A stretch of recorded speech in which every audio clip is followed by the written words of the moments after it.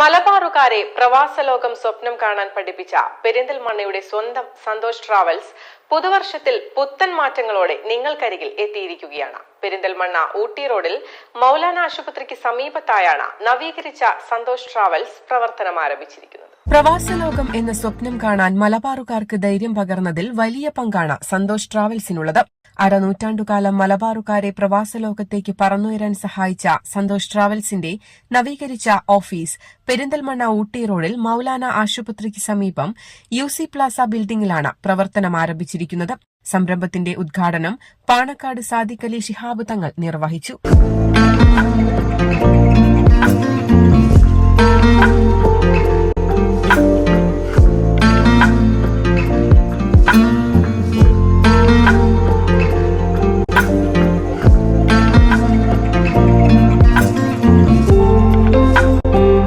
Travel രംഗത്ത് പതിറ്റാണ്ടുകളുടെ പാരമ്പര്യമുള്ള സന്തോഷ് ട്രാവൽസ് അത് പെരിന്തൽമണ്ണയിൽ പുതിയ രൂപത്തിലും ഭാഗത്തിലും ഇത് വിപുലീകരിച്ചിരിക്കുകയാണ്. ഈ സന്ദർഭത്തിൽ ഇവിടെ വരാൻ സാധിച്ചതിൽ വലിയ സന്തോഷമുണ്ട്.